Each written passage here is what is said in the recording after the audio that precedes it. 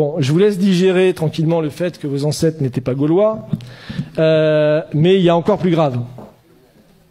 Il y a encore plus grave. Ah, le temps passe vite. Oh là là. C'est que tous les pharaons qu'on vous a appris à l'école étaient également noirs, jusqu'à très très tard en fait. Toute la civilisation pharaonique, donc là on est en moins 2570, c'est le roi de la 3e dynastie, donc voilà.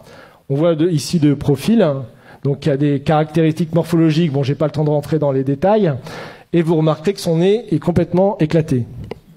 Voilà, donc ça c'est son gouverneur, c'est celui qui a battu la fameuse pyramide de Saqqara, moins 2600 avant Jésus-Christ. Donc on voit également qu'il a le nez cassé et une coiffe tout à fait occidentale. Donc ça c'est 2700 également avant Jésus-Christ. Ça c'est le dernier souverain de la 3e dynastie. Donc on voit un profil également typiquement européen que vous pouvez voir évidemment. C'est assez flagrant avec une coiffe tout à fait alsacienne, donc typique justement du sud de l'Égypte. Donc voilà, vous remarquez qu'il a également le nez cassé. Hein. Voilà, ça enfin c'est un petit peu plus tard. Donc c'est Ramsès III, c'est le plus connu, qu'on vous présente souvent à l'école, mais on vous présente pas cette version-là hein, à l'école. Hein. On vous le montre sur un hiéroglyphe. Donc également un profil tout à fait négroïde, comme on dit, et à qui on a également cassé le nez. Par contre, ce qui est marrant, c'est que j'ai mis la source de Wikipédia, parce que Wikipédia, malgré qu'ils utilisent un langage, comme vous pouvez le voir, extrêmement évolué, hein, l'analyse génétique montre que Ramsès III et l'homme E, probablement père et fils, et qu'ils appartiennent tous deux à l'aplogroupe du chromosome YE1B1A13, et que l'on trouve principalement en Afrique subsaharienne. Voilà. Vous avez bien mélangé le tout. Mais bon, il est d'Afrique noire. Hein, mais il ne faut pas le dire comme ça. Donc voilà. Donc là, on est quand même en 1186 hein, avant Jésus-Christ. Donc là, c'est les Égyptiens tels qu'ils se représentent. C'est également dans la tombe de Ramsès III que vous pouvez visiter en allant dans la vallée des rois. Donc 1200 avant Jésus-Christ montre que les Égyptiens...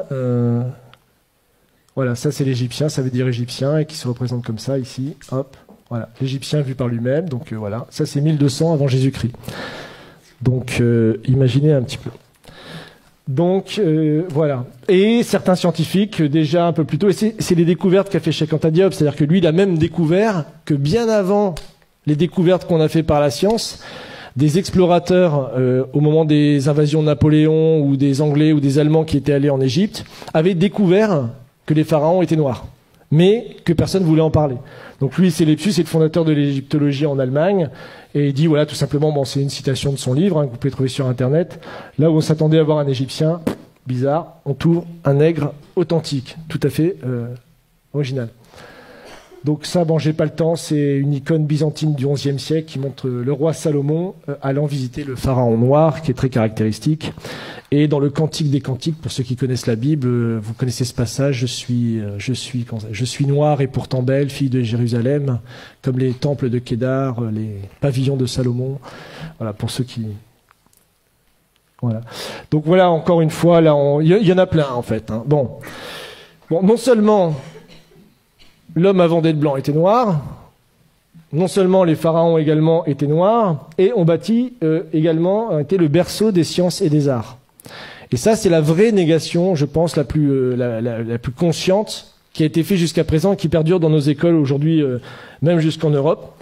Donc, puisque vous avez là également dans une des tombes, 2000 ans avant la balance d'Archimède, hein, le système de balance avec des curseurs hein, afin de déplacer le centre d'inertie. Donc, vous avez là tout simplement le point de levier et ici ce qu'on appelle... le principe d'Archimède qui disait pour soulever la Terre, donnez-moi un point d'appui, qu'il a rédigé dans un traité, évidemment, 2000 ans plus tard, enfin 1500 ans plus tard, et en disant que c'était sa découverte et que c'était lui qui avait découvert toutes ces sciences géométriques.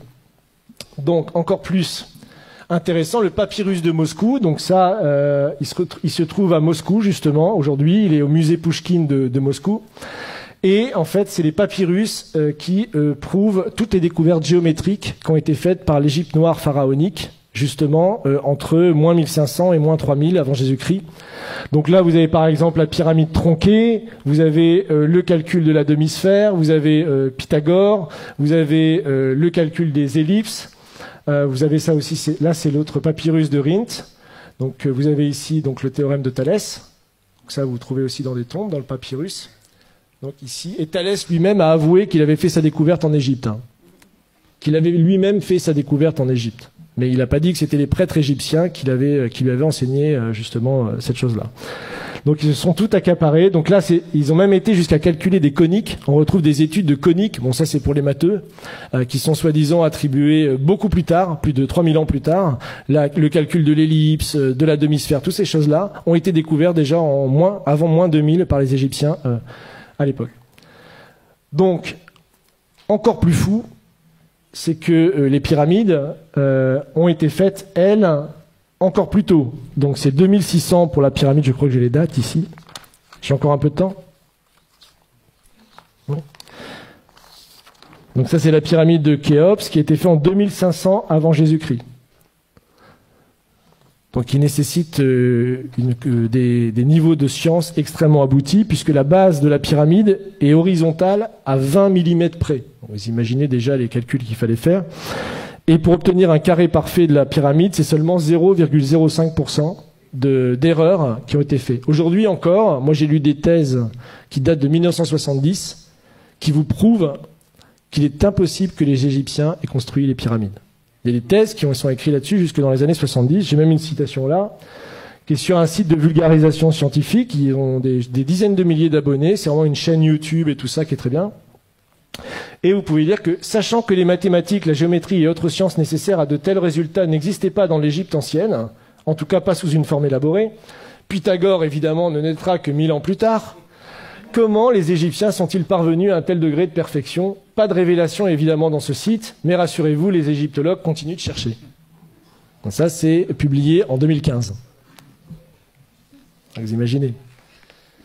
Donc ça, c'est pour vous montrer les dates justement des grands découvreurs qu'on apprend à l'école. Donc le théorème de Pythagore, Thalès, le théorème de Thalès, évidemment puis d'autres scientifiques qui ont travaillé sur les coniques ou Archimède. Donc voilà.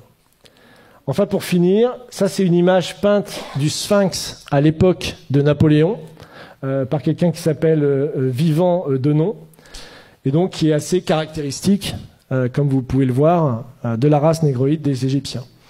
Donc ça, c'était publié à l'époque, et lui-même disait, je vous cite, « Je n'eus que le temps d'observer le sphinx, qui mérite d'être dessiné avec le soin le plus scrupuleux, et qui ne l'a jamais été de cette manière. Quoique ses proportions soient colossales, les contours qui en sont conservés sont aussi souples que purs. L'expression de la tête est douce, gracieuse et tranquille. Le caractère en est africain, mais la bouche dont les lèvres sont épaisses a une mollesse dans le mouvement et une finesse d'exécution vraiment admirable. C'est de la chair et de la vie. Quant au caractère de leur figure humaine, n'empruntant rien des autres nations, ils ont copié leur propre nature, qui était plus gracieuse que belle. En tout le caractère africain, dont le nègre est la charge et peut-être le principe. » Donc ça, le Sphinx, je vous rappelle, c'est en même temps que les pyramides, hein, c'est 2600 avant Jésus-Christ. C'est d'ailleurs jusque la basilique Saint-Pierre de Rome, je crois que c'est plus grand que la basilique Saint-Pierre de Rome encore aujourd'hui, et c'est encore aujourd'hui la plus grande sculpture réalisée sur un seul bloc, 2600 ans avant Jésus-Christ. Donc c'est encore une prouesse scientifique qu'on ne sait pas expliquer aujourd'hui. Hein. Donc voilà, et pour finir, puisque le temps presse, ça c'est un proche également de Napoléon, donc qui a été avec lui dans les voyages en Égypte, et qui fait cette citation sur laquelle je terminerai pour vous laisser réfléchir à tout ce que je viens de vous dire. Donc il parle justement des Égyptiens. Tous ont le visage bouffi, l'œil gonflé, le nez écrasé, la lèvre grosse. En un mot, un vrai visage de mulâtre. J'étais tenté de l'attribuer au climat lorsqu'ayant été visiter le Sphinx, son aspect me donna le mot de l'énigme. En voyant cette tête caractéristique du nègre dans tous ses traits, je me rappelais ce passage remarquable d'Hérodote où il dit « Pour moi, j'estime que les Colches sont une colonie des Égyptiens parce que comme eux, ils ont la peau noire et les cheveux crépus. » C'est-à-dire que les anciens Égyptiens étaient de vrais nègres. Mais en revenant à l'Égypte, le fait qu'elle rend à l'histoire offre bien des réflexions à la philosophie. Quel sujet de méditation de voir la barbarie et l'ignorance actuelle des Coptes, issus de l'alliance du génie profond des Égyptiens et de l'esprit brillant des Grecs, de penser que cette race noire, aujourd'hui notre esclave, est l'objet de nos mépris et celle-là même à qui nous devons nos arts, nos sciences et jusqu'à l'usage de la parole. Imaginez enfin que c'est au milieu des peuples qui se disent les amis de la liberté et de l'humanité que l'on a sanctionné le plus barbare des esclavages est mis en problème si les hommes noirs ont une intelligence de l'espèce de celle des hommes blancs. Donc ça, c'est tout le débat de l'époque pour savoir si puisque c'est la période de l'esclavage, on réhabilite l'esclavage, qui sera réaboli que plus tard en 1848. Donc on voit que le débat a été posé et la vraie découverte de Cheikh Anta Diop, c'est de montrer même que ces découvertes à lui étaient déjà connues à une époque, mais qu'elles ont été passées pendant plus de 200 ans, jusqu'à la période de Cheikh Anta Diop, sous silence. Personne ne connaissait ces citations. Donc voilà.